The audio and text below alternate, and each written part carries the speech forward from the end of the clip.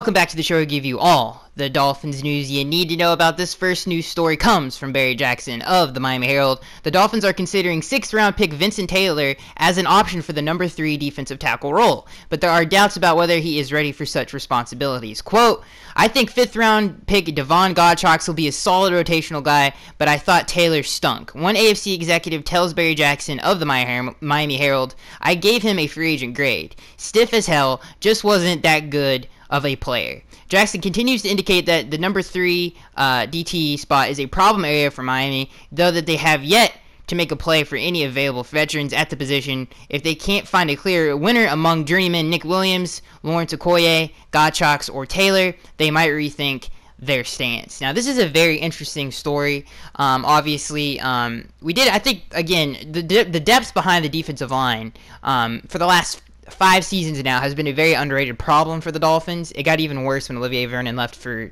the New York Giants, but it got really bad in the 2016 season. Even though we made the playoffs, that was statistically the worst Dolphins defense in franchise history, and it had a lot to do with injuries, and it had a lot to do with poor depth on the defensive line. And I thought we did a great job, obviously drafting Charles Harris, the heir apparent to Cameron Wake, and then obviously Vincent and Devon. So obviously there's good news and bad news in that report. The good news is that Devon is on the right track, which is great news for Dolphins fans. I can't wait to see him play in preseason. The bad news is Vincent Taylor. It surprises me that people are saying he looks stiff because when you watched him in college, he was super athletic guy, can move around really easily for a man of his size. So that's surprising, and that's not good. So if he continues to struggle, if we go out and get some, because Nick Williams is not the answer there. I guess Jared Odrick is still out there, but he's been injured up and down his whole career. He's dealt with injuries, and I think he's probably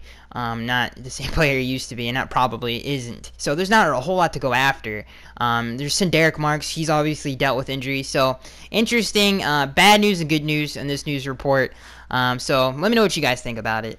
This next news story also comes from the Miami Herald and is concerning cornerback/safety Walt Aikens. Beyond receiver, the Dolphins' best bottom of the roster competition is at defensive back. Jackson writes, Walt Aikens, who can play both safety and corner, is the frontrunner for the spot. After him, there's Jordan Lucas, undrafted rookie, Marquise Smith, Lafayette Pitts, and A.J. Hindy competing for each one job, or 2 jobs. It will be 2 jobs up for grabs if the Dolphins opt for 10 defensive backs in total during T.J. McDonald's 8-game suspension. So obviously there are going to be holes there because of that suspension, 8-game suspension. I don't know if I just said 10, I meant 8. But yeah, there's a lot of competition there. I love, Jordan Lucas out of Penn State. He's always been a guy that I liked a lot. Lafayette Pitts, he's gotten a lot of playing time in the past. When he did get playing time, he did not play well. He's had great, in terms of practices and stuff, Lafayette Pitts has had some great practices, but when he gets on the football field, it's not really all that impressive. So it's gonna be interesting. Obviously, Walt Aikens, when he started, he hasn't looked very good at all. I think he lacks speed. He's not the fastest guy in the world. He's a really big dude. I think he belongs at safety rather than corner. I think corner is not a natural fit for him. I think safety is more of the natural fit for him. He's a great tackler, big dude, but I think special teams is where he makes his money, and I think we can all agree on that. He had a breakout year on special teams last year. Obviously, the block kick returned for a touchdown. He downed a couple of balls inside the 5-yard line.